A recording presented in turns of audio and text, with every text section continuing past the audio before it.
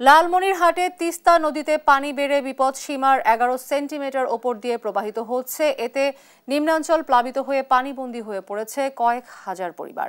পরিস্থিতির বিস্তারিত জানাতে সরাসরি যুক্ত হচ্ছেন সহকর্মী জামাল বাদশা। জামাল, বর্তমান পরিস্থিতি কি? নতুন কোন এলাকা প্লাবিত হয়েছে কিনা আমাদেরকে জানাবেন।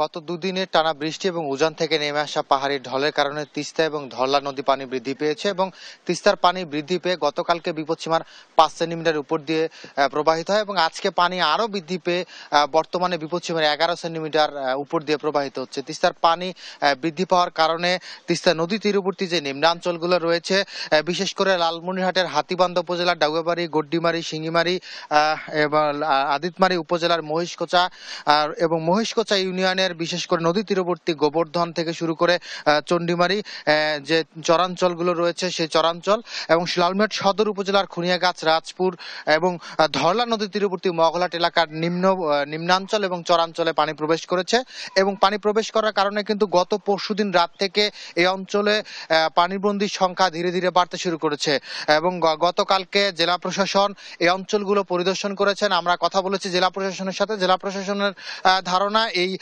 লালমনিরহাটের তিস্তা তীরবর্তী 5 উপজেলার প্রায় 12,000 মানুষ কিন্তু পানিবন্দী অবস্থায় রয়েছে এবং এই পানিবন্দী পরিবারগুলোর বাড়িঘরে পানি থাকার কারণে তাদের চুলা ভিজে যাওয়ার কারণে কিন্তু তারা রান্না বান্না থেকে শুরু করে সার্বিক যে দৈনন্দিন কাজ সেগুলো করতে কিন্তু তারা বেগ পোহাচ্ছে। আমরা এই মুহূর্তে রয়েছি লালমনিরহাটের মহিষকোচায় এবং একটি পাকা রাস্তার উপরে। এই রাস্তা দিয়েই কিন্তু মানুষজন হাঁটু পানি দিয়ে চলাচল করছে এবং বাড়িঘরে কিন্তু অনেকের বাড়িঘরে আরো বেশি পানি আসলে রয়েছে। আমরা পানি উন্নয়ন বোর্ডের সাথে কথা বলেছি।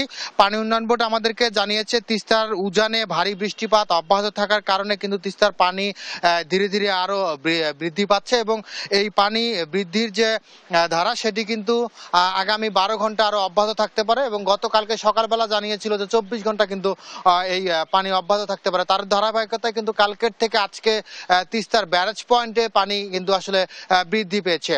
সব মিলিয়ে যদি বলতে চাই, তিস্তা নদীর উজানে ভারী বৃষ্টিপাত অব্যাহত থাকার কারণে তিস্তার পানি কিন্তু বৃদ্ধি পেয়ে বিপদসীমার 11 সেন্টিমিটার উপর দিয়ে প্রবাহিত হচ্ছে এবং এই পানি বিপদসীমার উপর দিয়ে প্রবাহিত হওয়ার কারণে তিস্তার তীরবর্তী নিম্নাঞ্চল এবং চরাঞ্চলে কিন্তু পানি প্রবেশ করে বন্যার সৃষ্টি করেছে এবং এই অঞ্চলের মানুষজন কিন্তু ভোগান্তিতে পড়েছে। এ পর্যন্ত প্রায় 12,000 পরিবার কিন্তু পানিবন্দী অবস্থায় রয়েছে এবং অনেক শিক্ষা প্রতিষ্ঠানে পানি প্রবেশ করার কারণে তাদের শিক্ষা কার্যক্রম ব্যাহত হচ্ছে। বিশেষ করে মহিষকোচা গোবর্ধন উচ্চ বিদ্যালয়, মহিষকোচা সরকারি প্রাথমিক বিদ্যালয় থেকে শুরু করে বেশ কিছু স্কুল রয়েছে সদর উপজেলার এবং আদিতমারি উপজেলার সেই প্রাথমিক বিদ্যালয় এবং কয়েকটি উচ্চ বিদ্যালয়ের কিন্তু পাঠদান কার্যক্রম ব্যাহত হচ্ছে। সব মিলিয়ে তিস্তাপাড়ার মানুষেরা কিন্তু চরম ভোগান্তিতে রয়েছে এবং পানি কিন্তু বৃদ্ধি পাওয়া অব্যাহত রয়েছে। এই ছিল তিস্তাপাড় থেকে সর্বশেষ খবর। জামাল, আপনাকে ধন্যবাদ। দর্শক, কথা বলছিলাম সহকর্মী জামাল বাদশার সঙ্গে, জানাচ্ছিলেন লালমনিরহাটে তিস্তার প্লাবন সম্পর্কে।